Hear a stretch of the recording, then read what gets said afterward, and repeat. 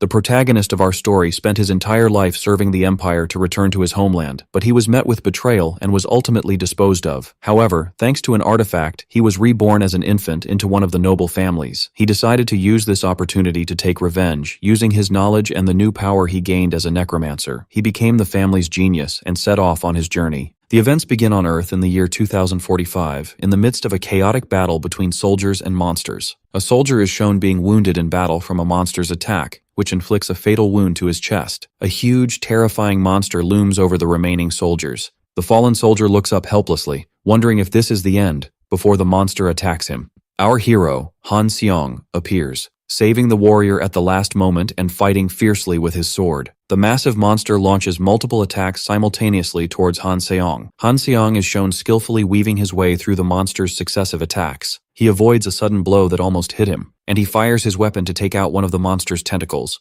Han Seong calls out to the soldier he saved. We realize he is the supreme commander of the last defense force on Earth, and he urges the soldier to get up and keep moving. The soldier gets up, confirming he heard the order, and returns to the battle using his rifle. The scene shows the endless swarms of monsters, indicating the decades-long war between humanity and monsters. Han Seong explains that there are only a few monsters left in front of them, and that he is finally in front of his target, rushing forward. But as he arrives in front of the last monster, a huge golden magic circle suddenly appears before him, shocking him. Han Seong wonders in shock about the nature of the golden magic circle that appeared before him. One of the commander's soldiers calls out in confusion, shocked by his sudden disappearance. Han Seong hears a voice ordering him to respond to the call, and suddenly, magical golden chains bind him. The man who summoned Han Seong appears, an old magician, expressing his astonishment at the successful summoning and excited to see the hero from another world he had only heard about. The bound Han Seong wonders about these glowing shackles and where he is.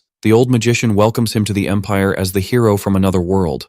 And suddenly, the magician asks Han Seong to defeat the Demon King and save their world. Han Seong responds with disdain, considering this talk madness, and asks angrily about his identity, the identity of those speaking to him, and his location, insisting he is in Korea and has no time for this nonsense. The magician sharply cuts him off, ordering him to be silent. He then activates the magical covenant bond, Gayas, causing Han Seong intense pain that makes him scream. The magician tells him that if he had listened when asked nicely, the magic wouldn't have hurt him. Han Seong suffers from the pain, thinking angrily that the magician never asked him nicely. The magician repeats his request to defeat the evil Demon King, and asks him to save the Empire, as a sword lies on the ground before him. The magician adds that if Han Seong does this, then perhaps they can return him to his world. He then asks him if he will accept their request. Han Seong agrees, forced. And so, Han Seong recounts how he was summoned to an empire in another world, and began a new battle as the hero. He describes how he fought relentlessly and went on endless suppression missions. He spent his time slicing and slaughtering over and over, fulfilling the Empire's endless requests. 3 years passed, then 5, then 10 years, as he continued to fight for the Empire against the Demon King's army. He recalls sacrificing his youth to finally defeat the Demon King Baylor, dreaming every night of returning home, believing he had finally earned his freedom. However, as soon as he finished his mission, the same old magician came to him with a new task. Han Seong protested, insisting this was nonsense and violated their agreement, but the magician replied that saving the Empire doesn't end with killing the Demon King. He explained to him that those who oppose the War of Unification must also be eliminated to prevent the rise of rebels, and that there was only one last threat left for Han Seong to deal with. The target was a dangerous individual named Bottle from the Teutonia Night Nation. The magician promised him he would get his freedom after eliminating this man. The magician asked him with a manipulative tone if he would help them for just a little longer. Han Seong thought bitterly that he had no choice. He was just a chained dog, and he cursed them silently. The scene shifts to the burning Teutonia Night Nation, where Han Seong wonders when this slavery will end. And in the midst of the battle against Bottle, Han Seong manages to stab him with his sword. Han Seong confronts his opponent Bottle, who calls him naive. Han Seong replies that he has no other choice. Han Seong apologizes to Sir Bottle, and Bottle recognizes him, mentioning he is the hero from another world, Han Seong. The wounded Bottle tells him as he falls to the ground not to feel sorry, because he too will be disposed of soon. Han Seong thinks it's over and he can finally go back. But suddenly, Count Brandenburg appears behind him. Han Seong is shocked, as the Count congratulates him on a job well done. He stabs him in the back with his sword. The shocked Han Seong recognizes the identity of the man who stabbed him. It is Count Brandenburg.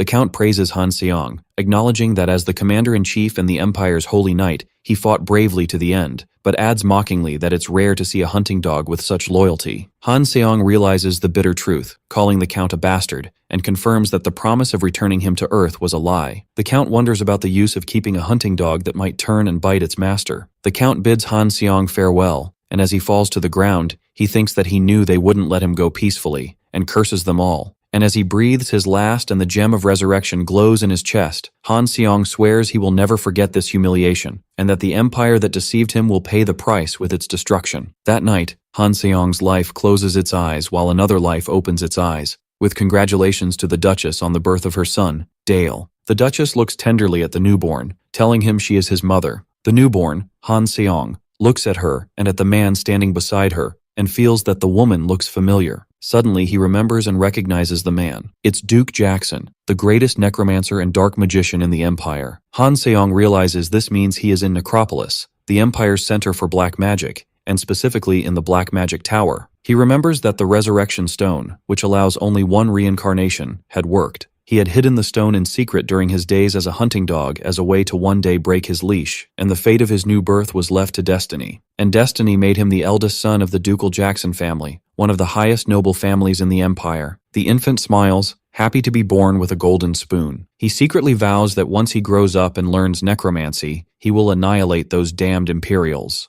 Duke Jackson notices that the baby isn't crying. The worried Duchess asks the nurse to check him closely, and the nurse notes that it's strange and his breathing is very clear. The infant, Dale, thinks to himself that of course he won't cry, wondering what age they think he is. The nurse reassures the Duchess that his breathing is stable and there's no need to worry. But the Duke wonders anxiously if the silent newborn is a bad omen. The nurse tells him not to worry, but adds that if they are really worried about him not crying, they should just slap him until he does. The nurse proceeds to slap the infant, much to his shock. The infant, Dale, lets out angry, muffled sounds with each slap. The Duke comments that he's a stubborn child, and the Duchess adds that he must have inherited his stubbornness. The Duchess smiles and asks for the baby to be given to her to try, while Dale thinks angrily that they are fools and tells them in his mind that their son is fine. The Duchess pulls back from slapping the infant, Dale, who looks at her in shock and thinks angrily, "Damn it." Instead, his mother holds him gently, and as a warm hand touches his small cheek, Han Seong suddenly remembers something. He remembers that he had long forgotten what warmth felt like, as shown in a previous shot of him sitting alone, and as he feels the gentle touch and affection from his young noble mother. Han Seong, who never shed a tear in his previous life and was emotionless, can do nothing but cry loudly. 8 years pass since Dale's birth. The Duke and his wife are talking in their room, where he comments that time seems to pass quickly, and his wife agrees. The Duchess asks if Dale is still in the study, noting that he has been buried in books since he was 4. The Duke jokes that he must take after her. The Duke tells his wife seriously that Dale seems interested in magic, and the Duchess reminds him of the promise he made to her. The Duke confirms that he remembers his promise not to pass on necromancy to Dale, as the latter is shown reading in the library. The Duchess confirms that he remembers, and the Duke reassures her. The Duke tells her not to worry, and they begin discussing Dale's birthday gift for tomorrow. Their conversation is interrupted by a knock on the door, and he wonders who it is at this hour. A maid bursts into the room calling for the Duke, and tells them in panic that something is happening to the young Master Dale in the study. The Duke and Duchess are shocked and rush to the library, calling for Dale and asking if he is okay. They find Dale kneeling on the floor, surrounded by a huge aura of blue mana. He calls out to his parents and they shout his name in shock. The Duchess rushes to hug Dale, asking him worriedly if he is hurt and what happened, but he reassures her that he is fine. The Duke stands thoughtfully, noting that he can feel the mana in the air. He thinks in amazement how Dale, who just turned 8, is already capable of this. Then he calls out to his son. The Duke asks his son seriously if he was the one who released the mana from his body. Dale panics internally, realizing he made a mistake and that they will find this strange. Dale thinks that he didn't even know he could release mana so quickly, and worries that they might suspect his true identity if he doesn't answer quickly. But the Duke smiles and pats Dale's head, saying, "This is my boy." The Duke adds that it's a pity he can't teach him necromancy. Dale is shocked, thinking, "I can't learn necromancy from my father?" and wonders anxiously about his revenge. The Duchess asks Dale to return to his room, assuring him that the servants will clean up the mess. As Dale leaves, the Duke calls out to his wife, Elena, and tells her with a smile that he just thought of a suitable gift for him. Later, at Dale's birthday banquet, the nobles gather, commenting that all the nobles of the Black Duke's region are present at this grand banquet. The guests wonder when the young lord will appear. On the second floor of the banquet hall, Dale sits alone, feeling bored by the noise, noting that the party seems to be running late. He thinks how exhausting it is for all these people to gather just to celebrate his birthday. He attributes his strange feeling to being used to poor treatment during his time as the hero, and that being treated as a young master still feels awkward to him. He is preoccupied, not with the party, but with his worry about the desk he destroyed a few days ago. He remembers how his mana went completely out of control just by thinking about his past life as the hero. Wondering curiously who left him that biography of the hero, he decides that his current body is too talented to give up on the idea of learning necromancy. He wonders how to convince his father, remembering he heard his father mention a gift. He thinks about asking to learn necromancy as a gift, but quickly dismisses the idea, realizing his parents' gazes make it impossible. As he is lost in despair, his mother, Duchess Elena, arrives and tells him he has waited long enough. Dale greets his mother and she wishes him a happy 8th birthday. He notices someone standing behind his mother and asks who it is. His mother encourages him to go ahead and greet them. His mother introduces the guest. She is one of the elders of the Blue Magic Tower, an elf lady named Ms. Sebia, the wise spirit and expert in water element magic. His mother announces that Miss Sebia will be his new teacher. Dale is shocked as she steps forward, saying she looks forward to working with him. His mother wishes him a happy birthday again. Dale quickly analyzes the situation. They have appointed him a teacher from a magic tower. He concludes that they plan to make him learn water element magic, known for its focus on defense and disruption, which confirms to him that his mother is truly determined to keep him away from dark magic. Later, Ms. Sebia asks to speak with Dale alone, and he agrees. Sebia confirms to him that she was hired to teach him only water element magic. She asks him shrewdly if he feels disappointed, guessing that he wanted to learn another kind of magic. Dale is surprised by her perceptiveness, and Sebia explains that it's natural for him to want to learn necromancy and his father's dark magic. She adds that the condition of the Black Duke's marriage is a well-known fact throughout the Empire. Sebia tells him the story. When the Duke was courting Lady Elena, she was afraid of his dark reputation. For her sake, he promised he would not pass on his work to his children. Sebia recalls the wedding day, when the elders of the Black Magic Tower attended wearing pure white instead of their usual black robes. She explains that this marriage was founded on that vow, so learning dark magic will be difficult for now, but she promises him she will find a way to convince Lady Elena in the future. She asks him for the time being to follow her teachings. Dale counters with a question. He reminds her that as an elf, she values the laws of nature, and asks her if she doesn't find black magic and necromancy, raising the dead, to be abominable. Sebia smiles, considering his question interesting. She replies with another question, asking him about the holy power of priests that also raises the dead, and asks him if that is considered the will of nature. Dale is surprised by the response. Sebia asserts that in her eyes, necromancy and resurrection look exactly the same. Dale realizes she is very different from the usual stubborn elves and thinks she might be a good teacher. Sebia suggests they begin their lesson. She mentions she heard he formed fragments of a mana circle a few days ago, and their first goal is to expand those fragments to form his first circle. Dale welcomes the idea, as all the magic books he read require the first circle, and this is a perfect opportunity to form it. Sebia asks him to place his hand on his heart and concentrate. As he begins to concentrate, Sebia explains to him that this world, unlike Earth, is full of mana. But unless a person is an ancient being like a dragon, it is impossible to handle raw, unprocessed mana. For this reason, one needs something to filter and process that raw mana, which is the mana circle in the heart. She concludes the first lesson by explaining the process. He must gather the scattered mana circle fragments around his heart,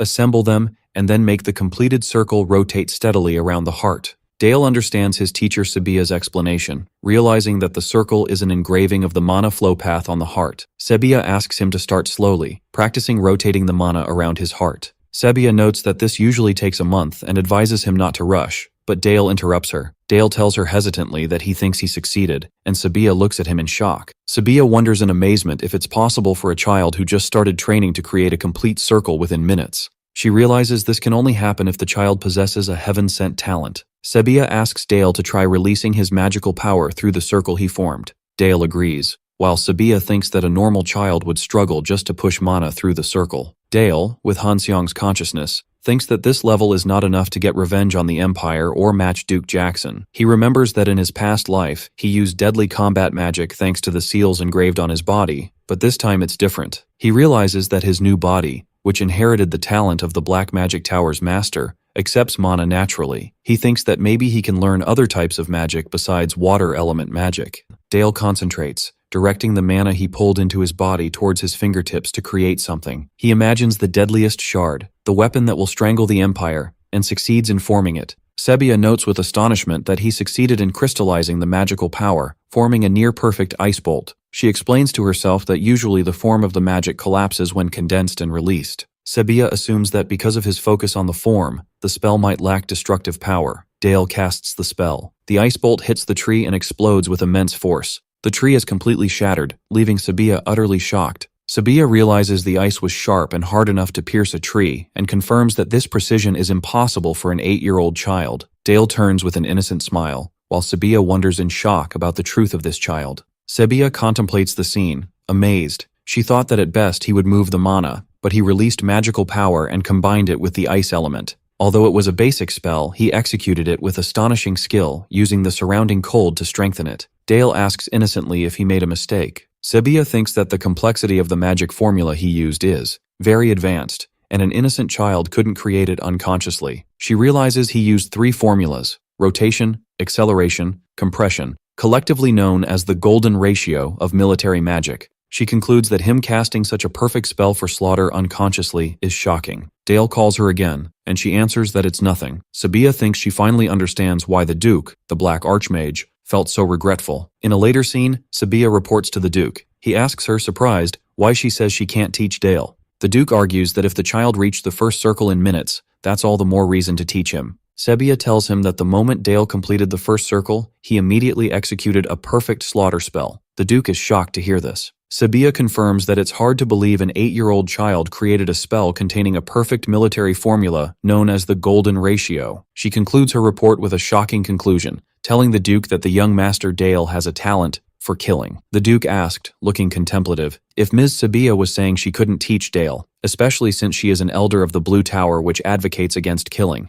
Sebia denies this, confirming that for this very reason, she feels the desire to guide him herself in the right way. The Duke comments that in that case there is no reason to refuse. Sebia continues, explaining that the young Master Dale seems to already have a magic he wishes to learn, which is the Duke's dark magic, and he looks surprised. Sebia continues, mentioning that she has heard the story of the Black Mage's love, and that she respects his promise to Lady Elena. But she asserts that this promise does not give him the right to decide his child's future, especially with the immense talent the young lord possesses. Meanwhile, Dale was eavesdropping from the top of the stairs, but he comments that he can't understand a word of what they are saying. He looks frustrated and assumes they are definitely talking about him. He thinks to himself, surprised by the power his first spell had, and notes that even Lady Sebia of the tower seemed very surprised. He sighs, and decides he needs to be more careful in controlling his power from now on. His thoughts are interrupted by a voice calling, "Young Lord Dale?" He gets up from lying on the floor, smiling. It's a man in armor. Dale calls him excitedly, Uncle Helmet,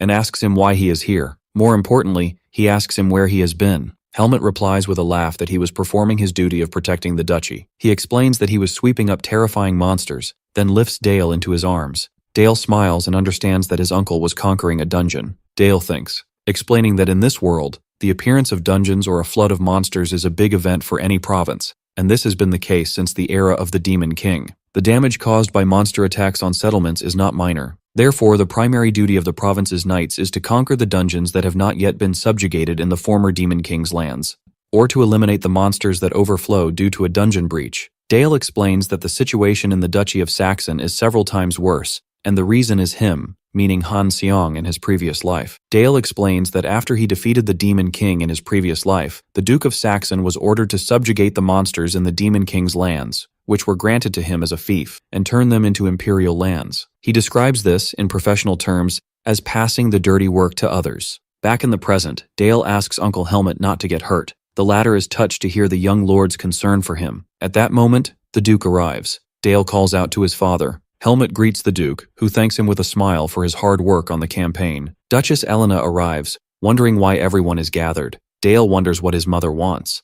Elena calls out to Dale excitedly, telling him she heard he reached the first circle, describing it as amazing as she fusses over him. The Duke also smiles and congratulates Dale, telling him that if there is anything he wants, he should tell his father immediately. Dale hesitates, wondering if asking to learn necromancy would seem too cunning. He tries to think of a normal wish for a child his age. Then Dale suddenly announces that he wants a little sister. The Duke and Duchess are shocked and blush. The Duke replies with hesitation and embarrassment that he will try. Dale cheers them on. Captain Helmet lies outside the tower laughing, while one of the knights asks him to stop laughing in reaction to Dale's strange request. Meanwhile, Dale lies in his bed, thinking how exhausting it is to pretend to be innocent and pure at his true mental age. He feels tired and wonders if it's because of using magic. Suddenly, intense pain overcomes him. Dale sees Brandenburg in a nightmare from his past as Han Seong, greeting him and saying it's been a long time. Brandenburg mocks him, calling him fickle and how he has become soft so easily. He continues to mock him, asking if he is happy now with his new life, good parents, and a home, implying that since his back is warm and his stomach is full, he no longer cares about revenge.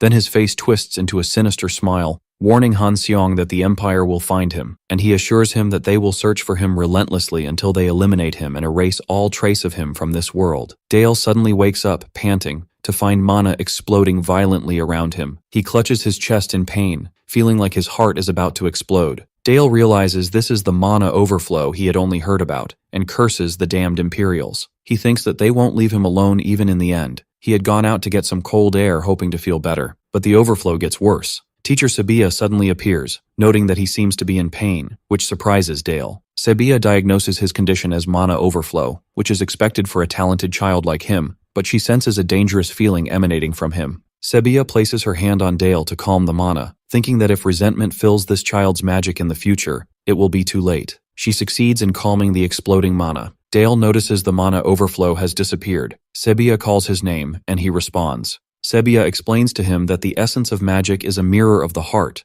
which is why the properties of the same spell differ depending on the caster. She tells him that his magic carries an innate talent for taking life, a very dangerous talent, and as she says this, she hands him a book. And for this very reason, Sabia feels it is fortunate that she is the one who can teach him. Dale is shocked when he sees the book, realizing it's a necromancy spellbook. Sabia smiles, saying she also feels that fate is what brought her to him, and wishes him a happy birthday. Dale is deeply moved and hugs his teacher, who is surprised and then pats his head, teasing him that he is still a spoiled child at this age. A few days later, Dale and Sabia go to the plains outside the north gate. Dale asks about the rabbit. Sabia confirms the rabbit's presence and asks him to remember the times he went hunting with his father. Dale gets ready. Dale focuses on the rabbit and unleashes a deadly ice spell on it. Sabia watches him, noting that even though he just took a life, there is no tremble in his fingers. She calls his name, thinking that even with the same magic, each caster's form remains endlessly unique. Teacher Sabia continues her lesson, addressing what happened with the rabbit. She asks Dale if he knows why his fingers didn't tremble when he took a life. He replies that he's not sure, so she explains that magic, in its essence, is like a mirror reflecting the mind.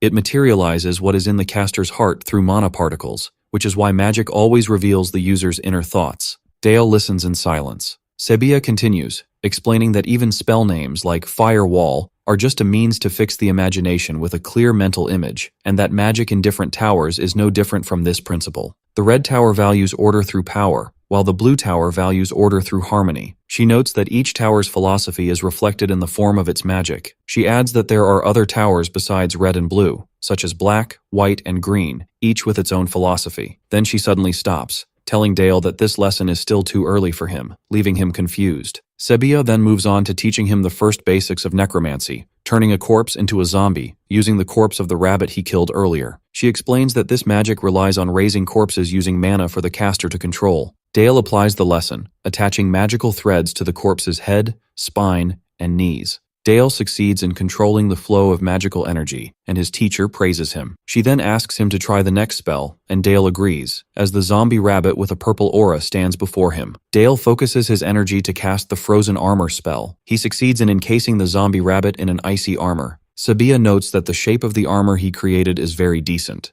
She smiles and tells him it's time to test its defensive capability, and prepares to launch an ice spell of her own. Sabia launches a powerful ice bolt towards the armored rabbit. The armor successfully blocks the attack before shattering, and Dale rejoices at his success in blocking his teacher's attack.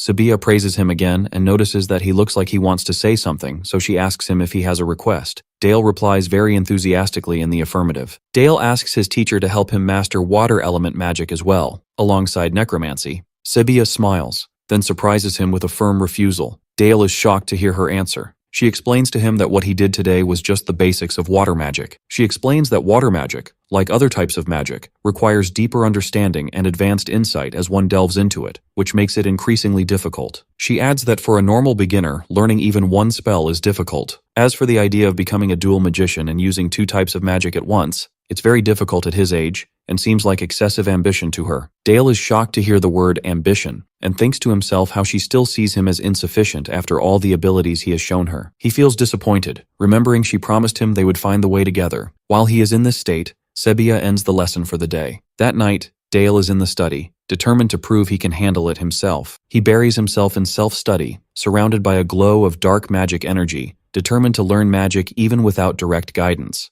Later, the next morning, his teacher Sebia calls out to him, noting that he looks exhausted. Sebia asks him how he is and if he lost some sleep, and Dale replies that he stayed up a little late preparing something. Sebia advises him not to overwork himself, and Dale agrees. Later on the snowy plains, Dale begins to demonstrate what he prepared, merging a dark magic circle with ice magic, applying an upgraded, spike-covered frozen armor to the zombie rabbit. Sebia watches him and comments that he has completely mastered it. Suddenly, the ice armor shatters and explodes into sharp shards, stunning Sebia, who wonders if this is a frost explosion. But it doesn't end there, as the zombie rabbit begins to gather dark energy. The rabbit unleashes a corpse explosion. The flying ice shards combine with the dark explosion in a combined attack heading towards Sebia. Sebia finds herself in a shower of ice shards and dark energy. After the attack subsides, Dale stands before his teacher, who protected herself with a magic shield, and explains that he combined the corpse explosion with the frost explosion, meaning he combined water magic and dark magic. With a confident smile, holding a ball of ice magic in one hand and a ball of dark magic in the other, he asks if this is enough to be a dual magician. Sebia stands stunned in silence amidst the destruction, and thinks that this is an attack style she has never seen before. She analyzes the attack, realizing that the frost explosion from the frozen armor merged with the corpse explosion to inflict wider area damage. She notes that the sharp ice shards and rabbit bones have embedded themselves everywhere like blades. She concludes that this technique seems designed only for killing, like something created by someone who spent their entire life on battlefields. Sebia wonders with concern about the inner world of this child. Dale notices her silence but suddenly turns, calling out, "Sir Helmet!" The knight Helmet approaches on his horse, waving and greeting the young lord and Ms. Sebia. Dale asks him if he just returned from clearing another dungeon. Helmet replies that this time they were subjugating a small group of monsters. He adds that the Black Cavalry had some difficulty. The Black Cavalry are known as the Invincible Knights of Duke Saxon, dominating the battlefield with aura-coated lances, and their leader is the Knight Commander, Sir Helmet. It is also revealed that he is one of the 7 swords of the continent. Dale asks Helmet if he still remembers his promise to teach him swordsmanship later, asserting that there is no better person to learn from. Helmet laughs and welcomes Dale anytime. Dale promises he will see him soon. Helmet confirms this and asks the young lord to go back inside as it's cold, wishing him a safe return. After the lesson ends, Teacher Sebia suggests returning to the tower, and Dale agrees. That night, the Duchess, Elena, and the Duke summon Ms. Sebia to inquire about something. Sebia informs them directly that the young Lord Dale has mastered the first circle for both necromancy and water magic. The Duke looks displeased and reminds her that they definitely asked her to teach him only water magic, which Sebia confirms. Sebia defends herself, saying that as a teacher, she wanted to teach the child what he wanted to learn, and Dale's desire was not limited to water magic. Duchess Elena intervenes, deciding that since this is Dale's wish, she asks Sebia to continue teaching him water magic. Sebia agrees, and the Duke and Duchess express their gratitude to her. Before she leaves, Sebia offers her sincere apologies to Duchess Elena for causing her to break her vow to the Duke about not teaching Dale necromancy. After Sebia leaves, the Duchess sighs, commenting that their son is no ordinary child. He's a dual magician at the age of 8. She admits that it's scary sometimes, but this is what makes him their son. The Duke calls her name. The Duke surprises her by announcing that he wants to teach Dale necromancy himself. He explains that he has multiple motives. As a lord, he wants to give his heir the power to bear his duties. As a magician, he wants to take on this talented disciple. And as a father, he wishes to pass on his legacy to his son. The Duke apologizes profusely to his wife for breaking his promise to her. Elena replies that she understands. The public perception of necromancy is still bad, and everyone whispers that it's the magic of death. She explains that this is why she tried to prevent it at first, but now she asks him for the opposite, to raise Dale to become a necromancer strong enough to crush those people easily. The Duke, moved, asks her if she truly understands, and she hugs him, confirming. He replies that he understands. He vows that he will bet everything he has to make their son the absolute best. Later, the Duke begins his first lesson with Dale, expressing his great disappointment in him. The Duke scolds his son, asking if he has been moving the dead all this time without even understanding what he is moving. Dale thinks to himself angrily that his teacher, Sebia, only taught him the basics, so what did he expect him to do? Dale explains that as soon as he showed his father the basics he learned, his father immediately took him to the Black Duke's magic workshop located in the castle's basement. The Duke tells Dale sternly that as long as he is training with him, he must completely forget about using such primitive magic. The Duke announces that the first lesson will begin with memorizing the complete skeletal and muscular structure of every living creature. Dale is surrounded by massive piles of books and weakly answers his father with an okay. Dale realizes these books are highly specialized texts that only doctors would have encountered in his old world. After spending days memorizing every word, his father finally tells him he has finished the basics. Dale is happy that he will finally learn practical magic. The Duke confirms that the real lesson will begin now. They stand before a goblin corpse, and Dale wonders in surprise. The Duke smiles, noticing his son's confusion. The Duke explains that an unskilled magician can only move the corpse of a swordmaster as a mere zombie, while a skilled magician can create a death knight from the corpse of an ordinary foot soldier. The Duke points to the goblin corpse before him, saying that right now they have one undead soldier here. Then he asks Dale challengingly, "How will you move it?" Dale begins his attempt to move the goblin corpse, but he realizes it's much harder than the rabbit. The goblin is a bipedal creature with many bones and requires much more complex mana thread connections. He struggles greatly to control the corpse, which moves very slowly and stiffly. He feels like he's controlling a complicated puppet. Dale wonders if he made a mistake by using rigor mortis magic to increase the corpse's defense, as the joints and muscles have become too stiff to move, and he stands helpless,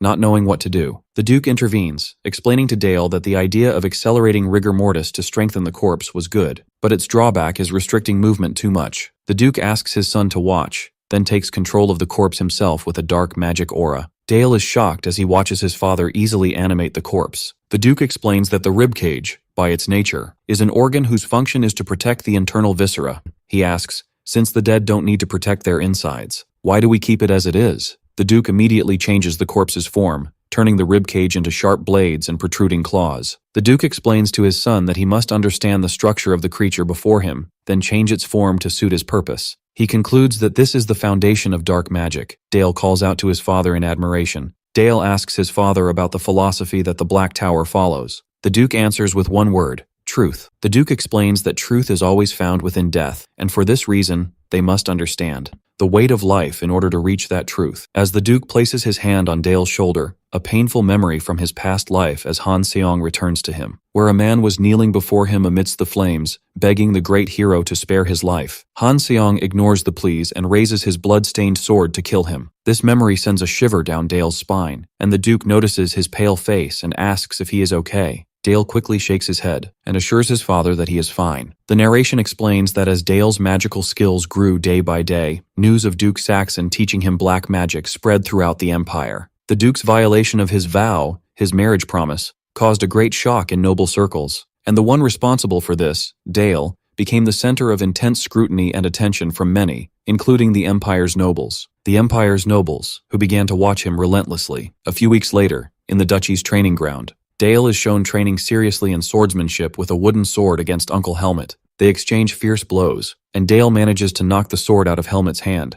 Amidst Helmet's shock, his sword falls to the ground. Helmet laughs, praising the young lord and calling his move impressive. Dale replies that it's impossible for a knight like him to drop his sword so easily. Dale accuses Helmet of going easy on him. Helmet strongly denies this, insisting he was using practical swordsmanship and that any normal person would have died from a single blow. Helmet praises Dale's exceptional skill with the sword, commenting that it's a pity he is a magician. He adds that since magicians are always protected by guards and defensive magic, there is no real need for Dale to train this hard, and asks him why he is doing it. Helmet notices Dale's bandaged hand and advises him not to push himself to the point of injury. Dale confirms that he has a reason, of course. Dale explains with a smile that it would be pathetic if the son of Duke Saxon relied only on guards and defensive magic. He adds that having the chance to train personally under one of the 7 swords of the continent is something he cannot miss. Helmet laughs loudly, impressed by Dale's response, and says he has no greater wish than to have a son like him. Dale smiles, saying the day he receives high praise from Helmet has finally come. At that moment, Duchess Elena arrives, commenting on their high spirits. Dale quickly greets her. Dale asks her why she came to this cold place, and she replies that she came to see how hard her son is working. She adds that she also has news to share with him, and reminds him of the birthday present he asked for. Dale looks confused, trying to remember the gift he asked for. A flashback shows him, asking his parents for a little sister. Dale is shocked to hear this. His mother smiles and tells him he will have to take good care of his little sister. Dale responds with overwhelming enthusiasm that he certainly will. 10 months later, Dale is shown looking over his newborn sister. His mother asks him if she amazes him, and he replies yes, astonished by how small she is. Dale touches the baby's cheek, commenting that he still can't believe she is his sister, and describes her as amazing. His mother asks him if he wants to hold her, and Dale hesitates nervously. His mother encourages him not to back down, and the Duke assures him that holding her isn't difficult, and that he found it easy when he tried. Dale holds his baby sister, and his mother asks him what he thinks, saying she looks just like him. Duchess Elena notes with surprise that the baby cried a lot when her father held her, but she hasn't made a sound in Dale's arms, as the baby smiles peacefully. The Duke asks his son Dale how he feels holding his baby sister in his arms. Dale answers his father that although she is as light as a feather, he feels a great weight. The Duke explains to him that this is the weight of life, and advises him to never forget this feeling. The Duchess reminds her son Dale that it's time for his lesson, and that Miss Sabia is waiting for him. The scene shifts to the snowy plains, where Teacher Sabia tells Dale that today they will conduct a practical training duel. Dale asks hesitantly if he can really attack her, and Sabia encourages him not to hesitate and to use everything he has. Dale agrees and begins preparing a magic circle. Sabia prepares herself as well, thinking that she will see how much improvement he has made. Dale begins the attack by launching a large ice bolt towards his teacher. Sabia receives the attack easily, catches the ice bolt in her hand and shatters it, commenting that it's too slow for an opening move. She taunts him as she holds a remaining ice shard, while Dale stands shocked by her reaction. Sabia surprises Dale by throwing the shard at him forcefully, yelling at him to raise his defensive barrier. The ice projectile hits the ground, causing an explosion at Dale's location. Dale gets up from the ground, thinking that if he hadn't succeeded in blocking the attack, he would have been seriously injured. Sabia watches him, thinking with admiration how he managed to cast the ice shield spell in that brief moment to protect himself. Sabia describes his performance as excellent and asks him to try again. Dale responds by focusing on a new magic formula, Ice Wall. Dale places his hands on the ground and executes the spell, ordering the ice wall to rise. Sabia is surprised by this move, wondering why he is using a defensive spell like Ice Wall in the middle of a duel. Sabia realizes that Dale used a formula to strengthen the molecular bonds of the ice, significantly increasing its density to become as hard as steel. She continues to wonder about the reason for this defensive move, guessing that perhaps he needs a moment to catch his breath after her last attack. But behind the wall, Dale was preparing a new spell, Ice Explosion, the fragmentation formula. Then he orders the wall to explode. The massive ice wall explodes, and Sabia realizes in shock that the explosion is designed to launch ice shards in every direction, and she finds herself in the line of fire.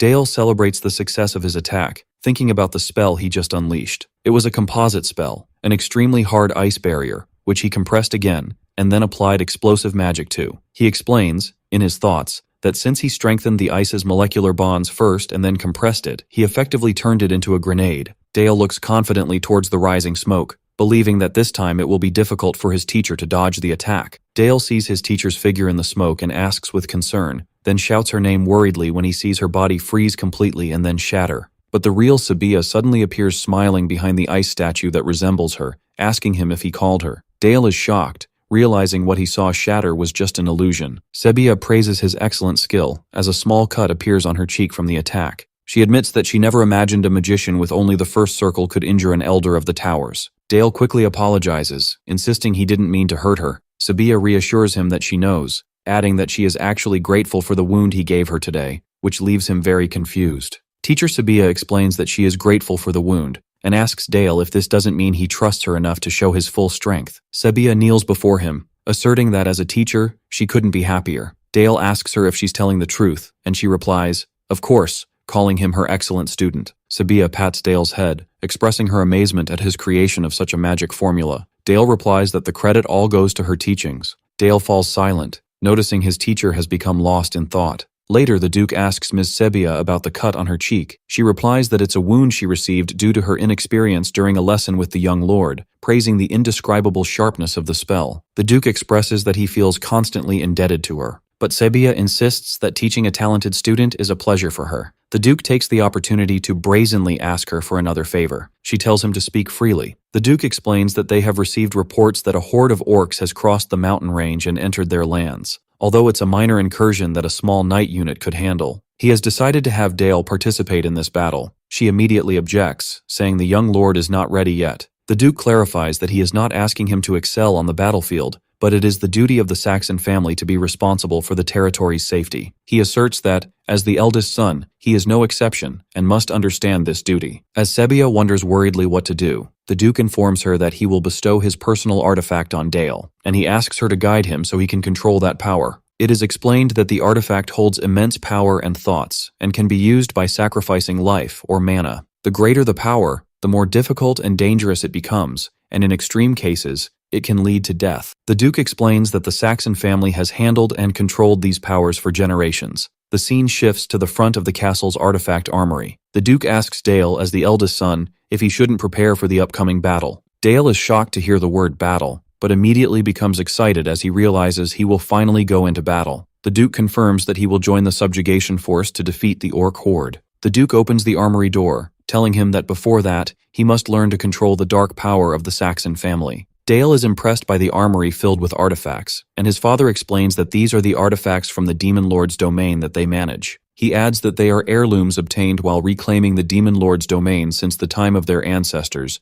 and should not be compared to ordinary tools. Dale feels the power of the magic emanating from them. The Duke confirms that every single one is dangerous, and warns him not to touch them carelessly before he learns to control them. But as the Duke was speaking, he turns to find that Dale has disappeared, and wonders where he went. Dale had already gone inside, thinking he needs an artifact that suits him. Suddenly he hears a voice from one of the artifacts calling to him, saying it senses hatred in him, and that he wants revenge. Other artifacts join in, urging him to choose them to destroy their enemies together, while another calls him a coward and demands he wear it to tear them apart. He realizes that these dark-powered artifacts are resonating with the grudge he carries, but he rejects them all in his mind, believing none of them satisfy him and that he needs something much stronger. He stops suddenly, having noticed a cloak beside him, and wonders how long it has been there. Dale recognizes the cloak that appeared beside him, realizing it's the Cloak of Shadow. He immediately remembers it was a high-level artifact used by Duke Berta, the commander of the Demon King's army, whom he faced in his previous life. The cloak's ability was to manifest shadows, which made fighting against it extremely difficult. He gets excited and decides to wear it immediately, but his father shouts his name, warning him at the last moment. He ignores the warning, and as soon as he wears it, his consciousness is transported to a dark space where he hears a voice screaming inside him repeatedly,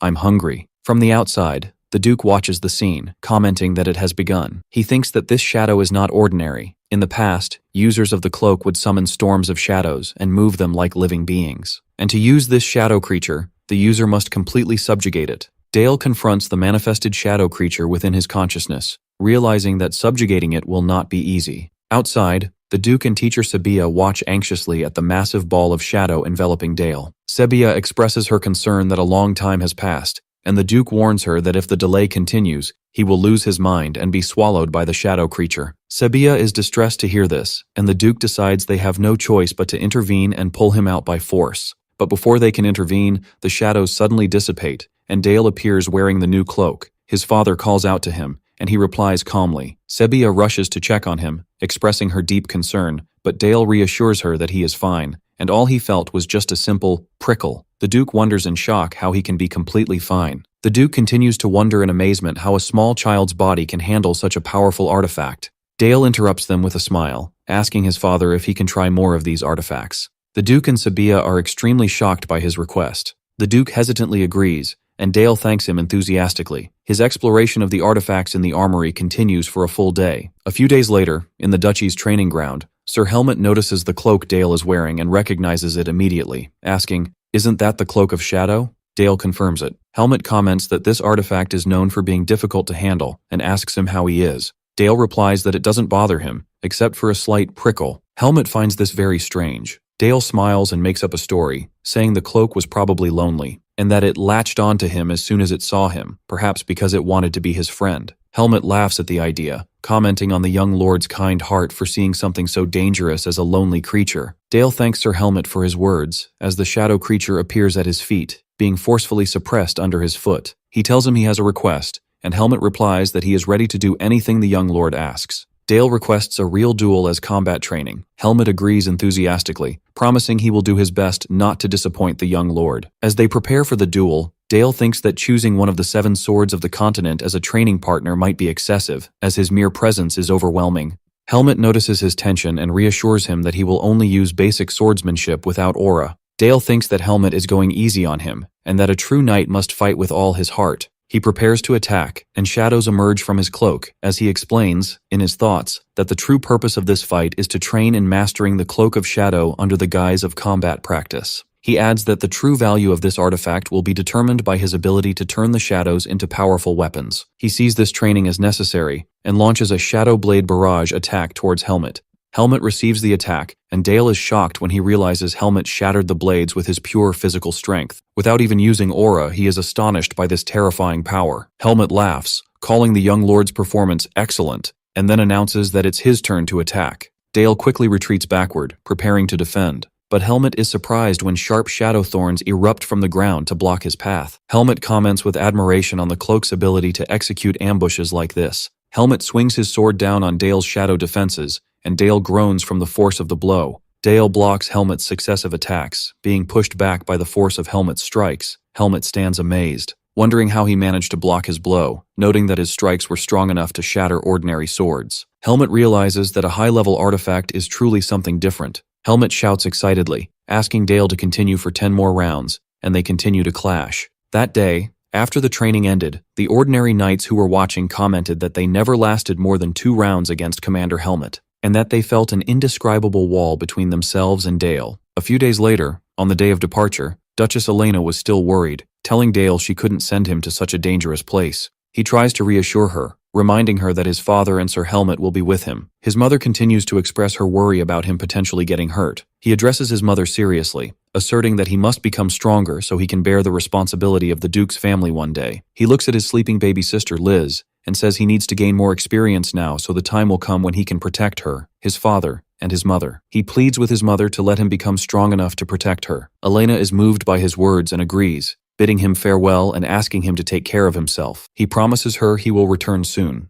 That dawn, at the temporary base, Sir Helmet informs the Duke that the troops are ready to depart. The Duke asks Dale to give the order to march instead of him. Dale is surprised, and his father explains that the Black Cavalry, their family's pride, will be the force Dale leads one day. The Duke asserts that these men are already his knights. Dale realizes they are not his father's knights, but his, and that this is his first battle as Dale, convinced that this time will be different. He announces that the time for departure has come. He raises his fist and gives his order to the troops, calling them the proud blades of House Saxon. The knights chant their response, declaring they follow the young lord's order. Orders are given for the units to take their positions. It is explained that the force of 250 knights will join the elite guard unit stationed in the White Mountains, known as the Winter Guards. The battle plan is explained. The orc horde to be subjugated numbers around 1,000. The orcs have crossed the upper stream of the Saxon River, escaping the cold and hunger, and will soon head towards the lower stream. Therefore, the plan is for the Duke's forces to cross the lower stream first to launch a surprise attack. Since the only way for 250 men to cross a deep river quickly is with magical assistance, Teacher Sabia steps forward and asks everyone to move away, announcing she will create a bridge of ice. Dale thanks her, appreciating her coming to help in a battle despite her creed of peace and nonviolence. Sabia creates a massive ice bridge over the river and tells the troops they can cross now. The Duke thanks her, and Sabia wishes him victory. Dale bids farewell to his teacher, setting off on his horse. She watches him ride away, smiling, and thinks to herself how she has a student who makes his teacher worry about him so much. A short time later, at the orcs' temporary base, the Winter Guard archer unit lies in ambush and launches a volley of flaming arrows at the camp. The exploding arrows rain down on the orcs, causing chaos and destruction. An orc screams in anger amidst the flames. Sir Helmet orders the 1st, 2nd, and 3rd Knight battalions to attack in a wedge formation. Helmet asks Dale for his opinion as he rides beside him. Dale analyzes the scene, noting the horses are moving at 40 kilometers per hour. He adds that the weight of the knight and horse gives them tremendous acceleration. He concludes his analysis that the couched lance tactic, 3 to 4 meters long, supported by the knight's aura,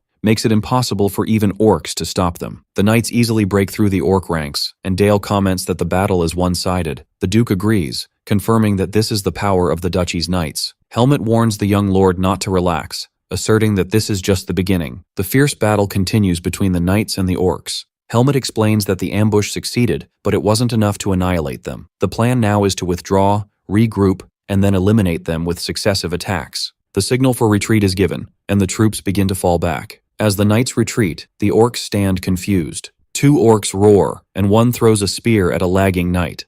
The knight is hit in the arm, and the spear pierces his horse's neck, causing the knight to fall to the ground. Dale stops and looks towards the knight. Helmet comments coldly on their bad luck in retreating. The Duke considered the knight's fate sealed, noting that his army suffered one loss, while Dale wondered to himself if that meant the knight was already dead. The Duke adds that a proud sword of House Saxon has been exposed to the enemy. Dale turns sharply, wondering why they are just standing and watching. He sees an orc running to finish off the wounded knight, and realizes that if he goes down the slope on horseback, he'll be too late. He closes his eyes and concentrates, deciding he needs to penetrate the orc's thick hide from this distance. He thinks that orc hide is tougher than other monsters, so the current magic formula needs modification. He continues to concentrate, realizing he must penetrate the orc's thick hide from his distance. He decides to modify the current Ice Bolt formula, thinking of adding a bullet formula to it, capable of precise anti-personnel sniping. He also decides to add a sniper rifle formula to support the bullet formula and increase its efficiency. He extends his hand and casts the new spell, an Ice Bolt modified with sniper rifle properties.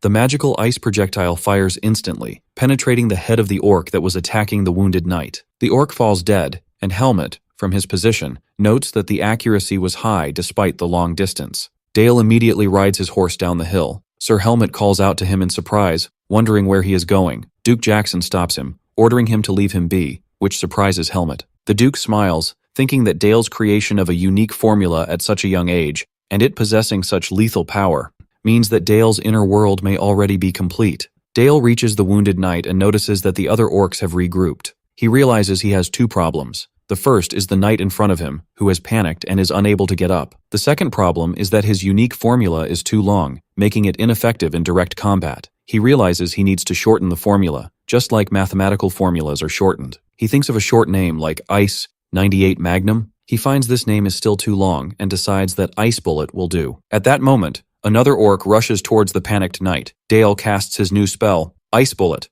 The ice bullet penetrates the orc's head. The orc falls right behind the knight, who looks at Dale in terror, wondering why the young lord is here for him.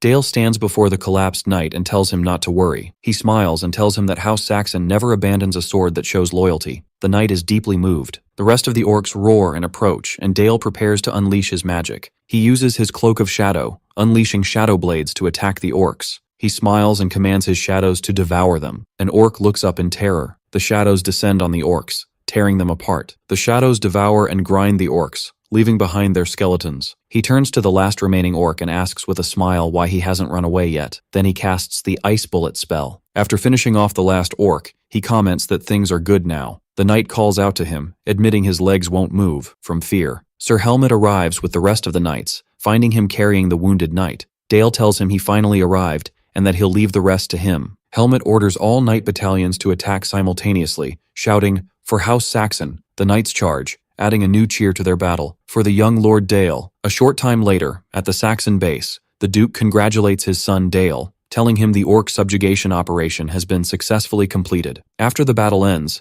the Duke summons his son Dale, explaining that he has a question regarding the recent subjugation. The Duke sternly asks his son for the real reason behind his foolish charge alone into the enemy lines. Dale gulps, wondering to himself why he is being reprimanded. The Duke insists on knowing the reason. Dale reminds his father of what he told him earlier, that the Knights of House Saxon are the force he will one day lead. Based on that, he explains that he simply carried out a mission befitting that role. The Duke rejects this logic, calling it weak. Dale is shocked, thinking that his father is known for caring about his knights, wondering why he is acting this way now. Dale decides to talk back, asking his father why he, the Duke, just stood by and watched one of the duchy's knights die. The Duke explains that the northern front of House Saxon, bordering the Demon King's lands, endures countless monster attacks, and the knights who fight there don't expect anyone to come and save them. Dale objects, saying that he nonetheless wanted to save a knight who showed loyalty to his father. The Duke responds with a profound question, asking if Dale meant, "Just as you did one day?" The Duke continues his lesson, explaining that knights must think and act for themselves to survive on the battlefield, and by intervening, Dale made them believe that someone else will always come to save them. The Duke wonders how many knights can survive with this dependent mentality. The Duke clarifies his own duty. He only intervenes when the knights face a threat beyond their ability to handle. This is the noble duty that the Saxons must bear. Dale finds himself unable to respond, realizing he had forgotten a principle that he himself, as Han Seong, used to live by in the past. Despite this, and as Dale appears determined in his stance, the Duke smiles and places his hand on his son's shoulder. He tells him that the way he turned his conviction into action left a strong impression on him, and advises him to never forget that. He then tells him to return to the castle. The story of the Duke's young son rushing into a horde of orcs to save a single knight spreads, becoming fodder for gossip in the Empire. The rumors exaggerate, with some claiming the young master single-handedly wiped out 1,000 orcs. The story, described as 9/10 truth and 1/10 exaggeration, spreads like wildfire throughout the Empire. And although Dale himself found it embarrassing, this event brought a new wind of change within the duchy. A few days later, upon Dale's arrival at the duchy's knight training ground, all the knights welcome him, kneeling in respect. He feels embarrassed and asks them not to do that, but Sir Helmet tells him to stand proudly. Helmet addresses the knights, declaring that they must become stronger for the future of their young master. The knights cheer, affirming their obedience. Dale comments on how enthusiastic they are. A maid named Eve approaches him. Eve informs him that it's time for the guests from House Urlahart to arrive. He thanks her and sets off to greet them. He thinks about how they will be receiving special guests. It is revealed that the guests are from the warrior house, Urlahart, who were a great noble family in the kingdom of Teutonia, led by the sword god Bartel. The introduction to the warrior house Urlahart continues, explaining that when the Empire waged its war of unification, the kingdom of Teutonia fell, and with the death of the sword god, Bartel, the family collapsed. Back at the castle, Dale notices that Sir Helmet seems lost in thought. He approaches him, guessing he must be thinking about the sword god, the man who led Helmet himself down the path of knighthood. Helmet admits it leaves a bitter taste in his mouth. The Duke notices that Dale arrived on time and must have been training, which Dale confirms. At that moment,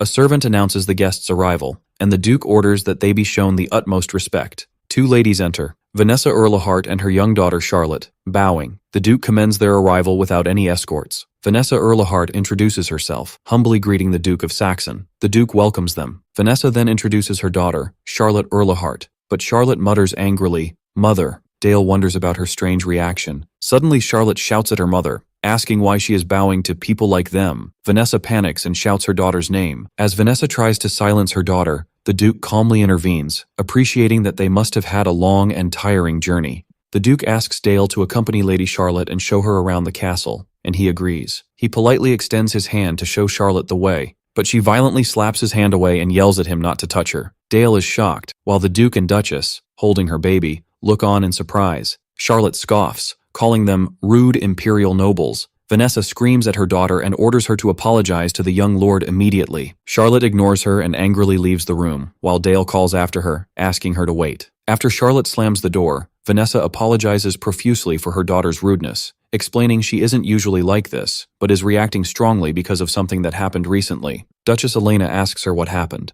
Vanessa explains that not long ago, Count Brandenburg, a holy knight, was appointed as an inspector of their lands. She continues that Count Brandenburg is as famous for being a holy swordmaster as he is for his title, the Pig King. He is obsessed with obtaining an heir with superior talent, coveting any skilled swordsman or swordswoman, and forcing himself on them. She adds that he does this even if the girl has not yet come of age. She reveals they barely managed to escape before he could lay his hands on her daughter, but it was impossible to erase those memories. She admits she would do anything to protect her daughter, but as a fallen noble, she lacks the power. She pleads with the Duke to accept her daughter Charlotte as a maid in House Saxon, so that Brandenburg, can never touch her again. Meanwhile, Dale finds Charlotte in the training ground, and wonders why she came here, guessing that the blood of knights runs in her veins. He asks her if she knows where she is going, and she says no. She asks him if his hand, which she slapped, is okay. He replies that it's fine and tells her not to worry. Charlotte is relieved. Dale notices she was crying earlier, concluding that she is still thinking about what happened, and that despite her harsh exterior, she is still just a child. Suddenly Charlotte turns and draws her sword,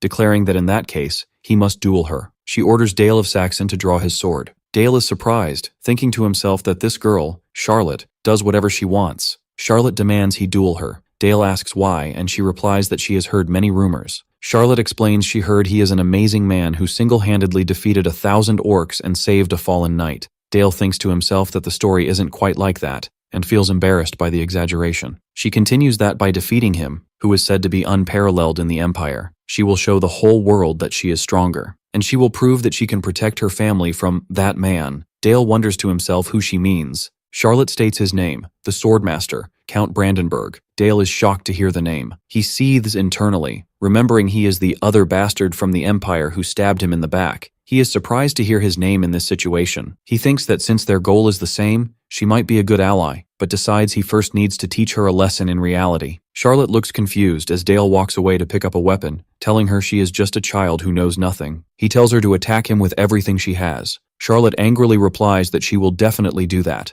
Charlotte lunges with an attack, her rapier glowing with a green aura, but Dale blocks her attack with his sword. The clash continues between them with rapid strikes. Dale continues to block her successive attacks with ease. He analyzes her style, noting that every time he blocks her attack, she uses a quick wrist movement to launch a counterattack. He also notices she uses a minimal amount of aura. He concludes she is using aura to be able to control the rapier, which is too large for her body. He thinks that just as mages generate mana from circles, knights surpass their limits by gathering aura within their bodies. He blocks another strike, thinking to himself that blood will tell. As expected, blood doesn't lie, referring to her family legacy. The fierce fight continues, and Charlotte keeps attacking. Charlotte smiles confidently, thinking that if this is all his level is, then she has the upper hand. Charlotte recalls her memories. Her father died before she was born, and her mother told her stories about him every night. Her mother told her that she must, in his stead, protect the family as the proud daughter of the sword god. She thinks about her sword that never stopped. Even when their homeland fell and their family collapsed, she wonders angrily, why is she being constantly blocked by this boy, Dale? Charlotte feels that something is wrong. She lunges again, but Dale stops her blade with a perfect parry, stunning her. He makes a quick move, disarming her as her weapon flies out of her hand. Her sword falls to the ground, and Charlotte drops to her knees,